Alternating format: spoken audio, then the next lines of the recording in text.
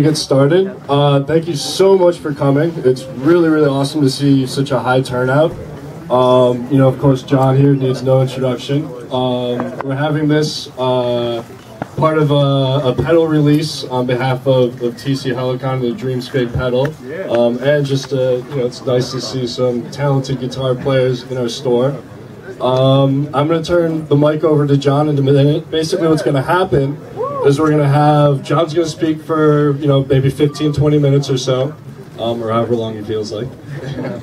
Then we're going to have a short question and answer, after which you'll all have the chance to get signings, maybe say something quick to John, and with that, I turn it over to... You good to play, bro? Thank you.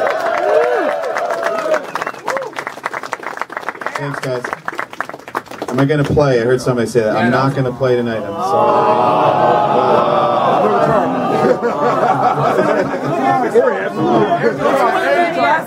All right, everybody's leaving now. There's no guitars here. Come on. There we go. Yeah. Well, thank you everybody for coming out here tonight in New York. I've been here many times at Guitar Center. It's a great store, and I'm happy to be here. The reason that I'm here is because we just released a brand new signature pedal, TC Electronics, and myself. It's called the Dreamscape pedal. Pretty crafty name, right? And basically, it's my first signature pedal. I've never had one before. And it's TC Electronics' first signature pedal. They've never had one before, so we're both pedal virgins, signature pedal virgins, and I'm really happy to be doing it with them. And I thought that the idea of a chorus pedal, in particular, for my first effect pedal was a great idea because it's one of my favorite effects of all time. I probably use it too much. You know? I mean, you know, it stems from me listening to a lot of Rush. Yes, absolutely. Alex is the king, and that big chorusing sound is a big part of my sound now. And I'll tell you a little bit of background on how we got here today. I've been using TC Electronics stuff for forever. I remember the first time I was teaching in a music store, and somebody was like, "Oh, you got to check out this 2290," and it looked like a spaceship, and I didn't know what it was. And we plugged it into 2 practice amps, and it was like the most beautiful chorus that I ever heard, and I like melted, and that was it.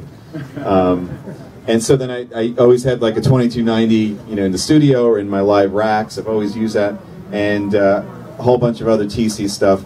But one of my very favorite pieces is the chorus pedal. It's an SCF pedal, and I don't know when they came out with that. It was a while back. Anybody know? I don't know the history of that.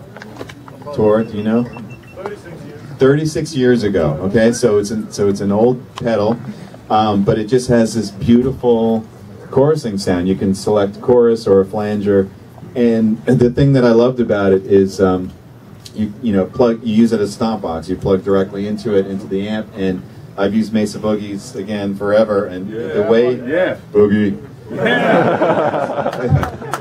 the way that it interacted with the distortion of a boogie in that pedal, again, you know, you guys know how it is. You play guitar, there's certain music that you relate to, there's certain players that you relate to, and you can't explain why, but for some reason, you know, that music just hits you in a certain way. Well, it's the same, I find, with effects and things like that. There's certain gear that is just made for you, and that combination, you know, the Music Man guitars, the chorus through the boogie, it's just, you know, couldn't get any better. So, anyway, so that's where it started. Now, when I started talking to TC about doing a signature pedal, the conversation kind of went like, you know, based on this pedal, what would you do to make it a signature? If we're going to do a chorus, what would you do? And so the early conversations were, you know, thinking about how, like, you know, popular sort of boutique-y and modded pedals have become. And I started to collect tons of those, you know, different overdrives and delays and things. It's a blast. But I said, you know, what would be great for me is if we kind of made it into like a modern boutique-y version of this pedal. I mean, it's awesome, but what would I do different? I would do, you know, I would make it, you know, more roadworthy as far as what it's made out of in the chassis. It would use better, like, high-quality components, give it true bypass, stereo in and out. You know, I just started rattling things. What would I do different? It has a cabled power supply, so, you know, let's use an adapter power supply. What else? Give it more headroom. It's like, could be a little bit noisy, so let's lower the noise floor, all these different things. And then Tor from TC Electronics went away and worked on that. So that's the basis of where this pedal started. And then at some point they developed their Tone Prints line, and one NAMM show a couple of years ago, something like that, he came up to me and basically said that this package, this shape and everything, is what we can, you know, how we can incorporate my pedal. We can do it in the shape, and we can use the Tone Prints technology in this pedal, so it has the, you know, compatibility where you can download different effects into this pedal. You can beam them from your iPhone through your guitar pickup, so it has all this great technology. And we also weren't limited to just making it a chorus. And I don't know technically how this works, but Tor does. But I guess the modulation effects are similar in that they use the same sort of mathematics or algorithms where you can have a chorus or a flanger or a vibrato. You know, there's similar types of effects, and you don't just have to have separate pedals. You can have all those in one pedal. And we decided to do that and not be limited to just chorus, and we put a rotary switch on there to select. So that's like in a nutshell. I'm talking fast, but that's how we got to where we are today, and came up with a crafty name of the Dreamscape, and here it is. And I'm really excited about it. It's my first pedal, signature pedal. It's their first signature pedal, and the great thing about it, and anything like this, whether it's guitars, amplifiers, anything you're gonna put your name on, and you know, go out there and saying this is a product that I endorse, that I helped design or whatever. It has to sound awesome. It has to be something you're going to use, and this pedal sounds amazing. The chorus is totally incredible. It's really rich. It's warm. It's thick. It sounds like, you know, to me, it's the greatest chorus pedal that's out there. It's awesome. So if you're a fan of that kind of effect, and same thing with the other modulation, the flanger and all that, you'll find you just go through the rotary, and every sound is great. The way that we built it is, you know, I use chorusing and flanger and effects like that in different situations. Sometimes I'm on a clean sound where I have like an opening to a song that's arpeggiated, like on the Backs of Angels or Pull Me Under or something, and you'll hear a chorusing sound. Sometimes I have the big like chords, the Alex Lifeson distortion and ninths and all that, and I use a chorusing sound. Sometimes I use a flanger that has like a really sort of jet sound, like Van Halen Unchained, and that's different than if I was going to do something that was like a clean intro to a song. So this has all those different types of sounds in it, and from the presets that are on the rotary, you can then tweak beyond that point and go to extremes. So that's basically it. And like I said, it has a tone print spot, so if you like a sound that's online, you can put it in there as well. And it has stereo ins and outs. You can use it as a stomp box in front of your rig, or you can use it in your effects loop. You know, if you do the old trick where you have two heads and you run them in stereo, you can have this in there. It'll automatically detect line level and be clean and have enough headroom. I don't know how they do it. It's like amazing technology that they use, but it's awesome. It does all that stuff. And that's the story. There's other features on it. If you get one, you can see, and you know, there's like a little toggle that has an EQ. That's basically it. So, yes, it is very cool. Like I said, it sounds awesome. It sounds amazing.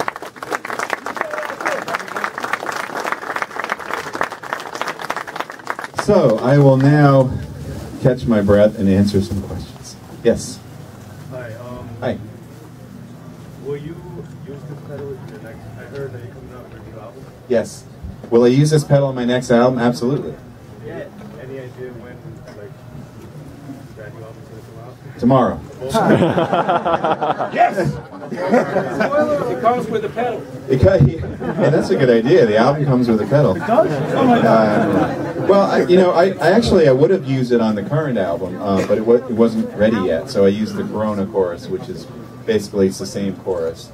Again, going back to you kind of fall in love with a certain effect because you relate to it and it just sounds good. So that Corona chorus, the original pedal, the 2290, all that stuff, the G system, that chorusing is a TC chorus. It sounds awesome. So I use that. Yeah, our next album, we're still in a touring cycle.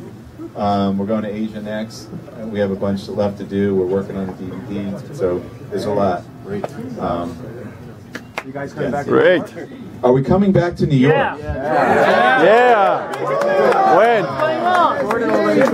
Jordan told you? Yeah. Oh, I guess I have to admit it then. We are. There should be U.S. tour dates announced very shortly, any day now. Absolutely. Great. Thank you. We had so much fun. If you guys were at the Beacon Theater show. Yeah. It was an awesome night. Thank you guys. You guys sound awesome. Thank you. Thank you. It's a great place. Yes. Are you ever going to plan on another solo album? Oh, I was hoping you wouldn't ask me that question. Yo, the last album, it was phenomenal. Thank you. Damage Control. Thank you. It's probably one. I will say he's asking if I'm going to working on a solo album, a second solo album. The answer is yes, and I'll have some more news about that in the coming months because I have some cool plans coming up. What's taking so long though? You've been busy with Dreamscape. Yeah, what's taking so long? That's a valid question. You should collaborate with Yingbain and Satriani or Vi. That'd be. Yeah, the kind of the way that my brain works with music. I mean, yes, Dream Theater has taken up a lot of my focus and a lot of my time, and that's certainly my main focus. The way that I did my first solo album, to be totally honest with you, I never really had plans of doing a solo album. I get a lot of satisfaction writing the music in Dream Theater and having that be a big part of my life. Your music, Thank you. But I when I got the first G3 tour, I didn't really have any material to play, so I had to write a solo album. So that prompted it. So it's not like on the top of my list. It's fun, and I appreciate that you guys want a follow-up. Thank you. And I do have a whole bunch of songs written and demoed, and I will get that out as soon as I possibly can. Yes. Do you have a plan to make any more instructional material? I really like rock disciplines in my life. Oh, thank you. Do I plan on making any more instructional material? That's another good question that I get asked a lot. It's a funny thing. It would be nice to do. It's not like on the top of my things that that I have right now that I'm focusing on. That instructional video I did way back had so much stuff on it, and I have an idea for another one that I think would be very different from that, and something that would be really interesting. But again, it's a matter of finding the time to work on that and get that out. So I will. It's not going to come out tomorrow or anything.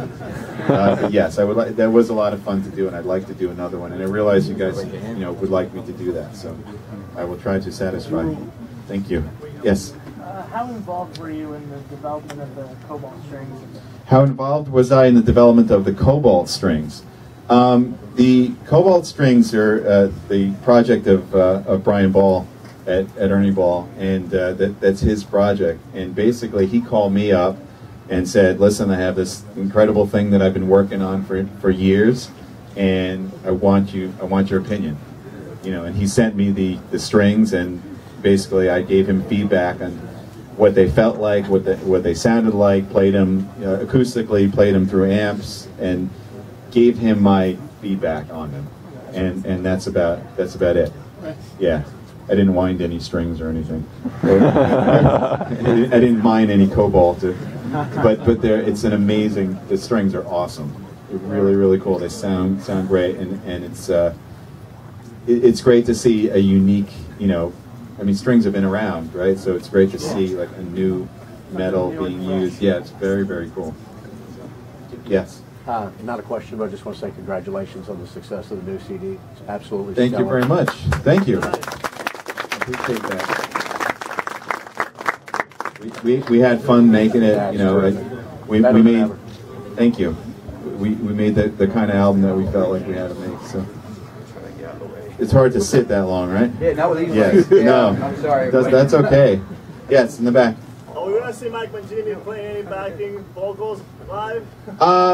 You're gonna see Mike Mangini sing? Is that what you want to? You're gonna have to ask him. I'm saying he's the only one playing the backing vocals for every song, so we're gonna see him like singing in the back too. You know what? There's no plans on having Mike Mangini sing right now. I haven't really heard him sing.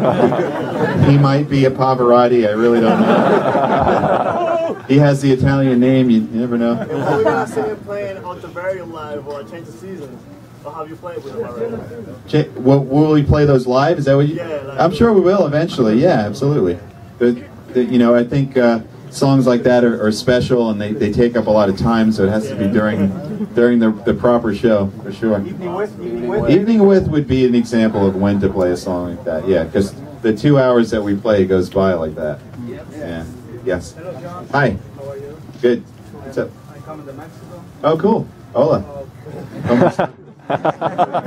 Nice. You in the future you're making one project with Liquid Tension, maybe Experiment 3.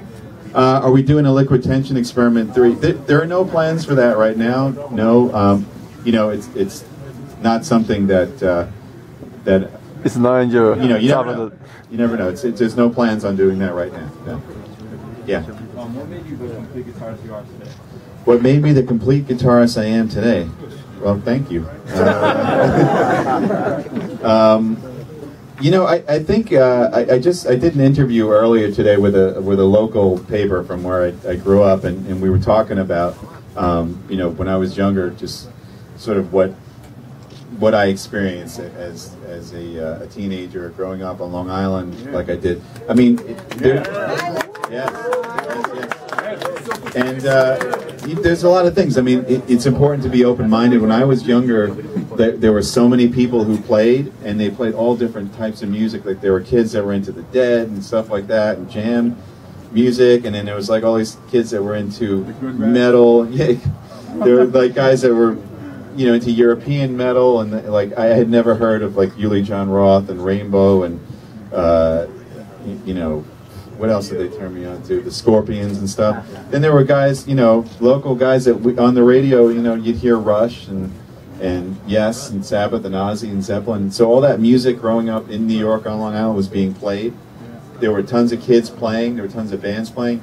And as a guitar player, I just wanted to absorb all of it, you know. And I practiced my ass off. I just dedicated all my time to playing guitar. I jammed with all those kids. I jammed with anybody who was better than me. You know, all the older kids that would sit in their rehearsals. Yeah. So you got, what's that? I never met him. I never met Vito Prada. But that's what I did. So you got to be hungry. You got to be open-minded and get out there and just like take advantage of every opportunity that you can. So you learned like every aspect, and you tried to learn as much as you can. I tried to learn as much as I can. I tried to emulate my heroes. You know, I heard Steve Vai went to Berkeley, so I went to Berkeley. You know, yeah, you know, things like that. So it's you know, I was totally tunnel vision. Not to quote my own song, one of my songs. You know, I know everybody wants to make it and everybody wants to be the best, but you gotta, you know, you really gotta get that focused tunnel vision thing, and you know. It's not only having talent, but you have to have the ability to focus that in a positive way. Yeah. Yeah. Yes, how you doing? Hi. You guys are great, and you're a great guitarist. Thank you. And you've always written about amazing subjects and songs, especially the 12-step program, like, you know, This Dying Soul and Repentance, which I relate to, being a recovering alcoholic for many years. And it's good to see someone in the middle community writing stuff about that. Cool. I can't take credit for that. Thank you very much. That was Mike Portnoy's lyrical endeavor, and I know a lot of people really appreciate that, and it's great that Mike wrote that. Those songs are really cool. You know, some of that music that we wrote is sick, and that series of of songs, and a lot of it is 7-string. So Oh yeah, so it makes me definitely. happy. Oh yes. Yeah. Especially that part at the end when you and Jordan are like the that Yes. part. That's my favorite part. I mean, you guys are like Alto Miola and Right. Jan Hammer of metal, without a doubt. That's the part where everybody looks at you and says, "What are you doing? Why are you putting that in there? That makes no sense." And yeah, it'll be cool. It rocks. But I'm sure Mike would appreciate you saying that, and thank you for saying that. Definitely. Cool. Yeah. Now that Rush is on Roadrunner, Yes. are you guys planning on doing a tour with them? 'Cause Now that Rush is on Roadrunner, I would love to tour with Rush. Are you kidding me? Yeah. If I had any say in the matter, yes, I would. But I believe that they've been doing an evening with for quite some time now. You know, I don't know if they changed their protocol and want an opening band. We'll stop what we're doing. have you ever met Alex? I met Alex. Yep. Okay. Yeah, I did meet him. I went to a show at Jones Beach with my son and sat on the side of the stage and That's amazing. watched Alex. That's awesome. He's awesome. Love him. So we're wondering what to say to you, you know, as, well, at least one of those that play guitar. It's like, okay, what do you say to John, right? Yes. So what did you say to Alex? You know what? What did I say to Alex? Well, he was in the middle of a show, so I didn't say no. I'm only kidding. You know, what can you say? It's somebody. You know, the funny thing that I find is that most people that you meet, most professionals, you know, you find you have different things in common, and it's not always guitar. You know, you might be talking about wine or something like that, and I think that's probably the best way to kind of relate to somebody, because you know, we're all guitar players and we all know what it's about. And, you know, it's talking about some other things. You know, you might talk about your kids or whatever, and it's a good way to kind of break the ice. You know, for me at least, just nervous to meet him. Right. Well, that's right. Yes. I know you used the JP11s for the new album. Are you using any of the new ones, the JP12s at all? Yes. As far as my guitars, I did use the JP11 on A Dramatic Turn of Events, and the JP12 was just debuted at NAMM in January, and I've been using that live on tour. Yeah, it's a great guitar, and the difference between the models, basically, besides the color, is the wood. It's a basswood guitar as opposed to an alder guitar. Yeah. In the back, there's a hat waving. Yeah. What's your favorite Dream Theater song? What's my favorite Dream Theater song? Oh man, that's a hard question. I've been having fun lately playing Breaking All Illusions. That's been but you know, I'm biased because it has a long guitar solo in it. Yeah. I actually have two questions about Yes, that. sure. First off, I just want to know, do you still have that unit that controls the temperature of the song? Yes, I have it. It's in storage though. Yeah. Yes. And then second question, I'm just curious, when you recorded the guitars for Dramatic Turn of Events, did you do them all direct in and then reamp everything, or did you just go straight into the amp? When I recorded the guitars for A Dramatic Turn of Events, they are just recorded guitar into the amp, into cabinet and mic, and straight to Pro Tools land. Yeah, we didn't do reamping. On the previous album, on Black Clouds, we did, we went into a radial, I think it's a JDX? Is that what it is?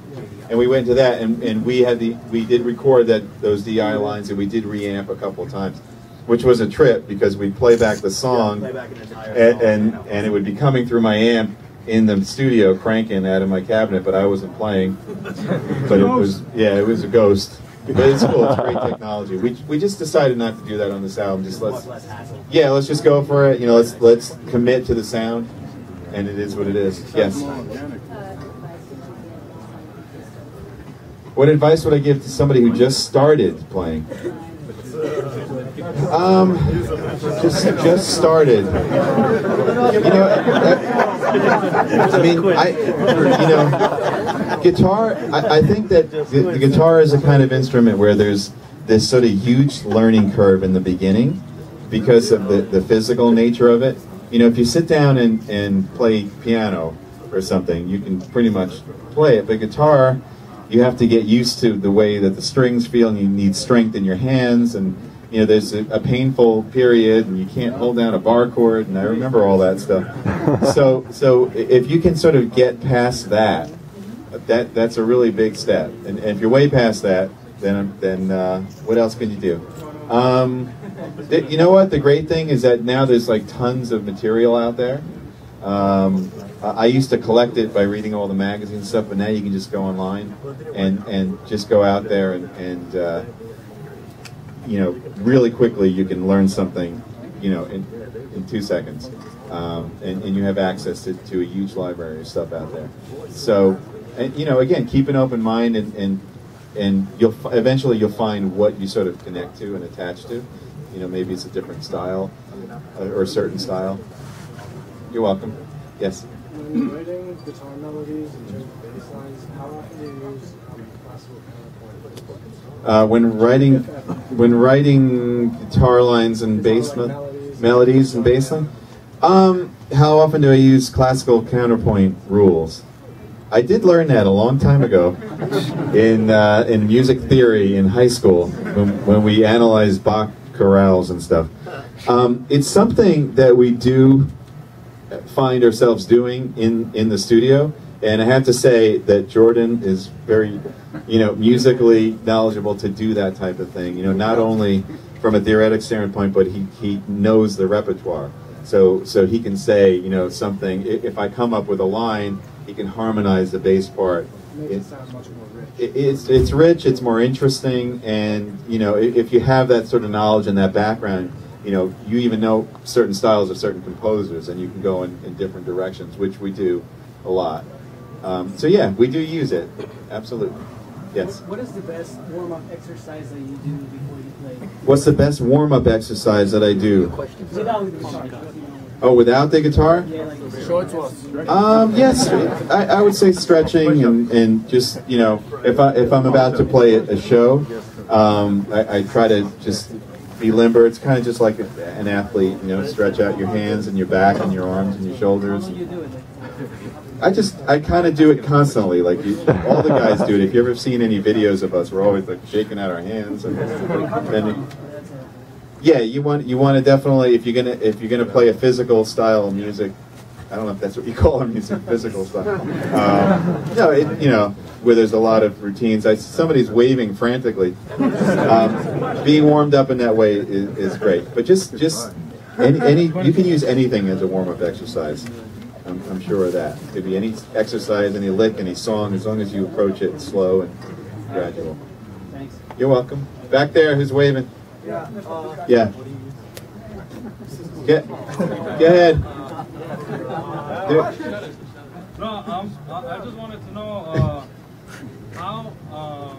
what is a good way to build up just your alternate picking technique? Not speed picking, just alternate picking. What's a good way to build your alternate picking technique? Not for speed picking though, just for regular alternate picking. Regular old alternate picking? Well, I think the biggest issue that people come across when alternate picking is the tendency to pick consecutively in one direction when you're changing to another string. I find people making that mistake a lot. So the thing that you have to get used to is that your right hand has to be just independently going up, down, or down, up, like no matter what's happening with the left hand. A good way to do that I used to teach people to do, is to actually say down, up, as you're actually playing, so you don't accidentally repeat a stroke as you're changing a string. That's the whole trick to that. And if you can do that, then it just becomes like second nature. So doing that also, you can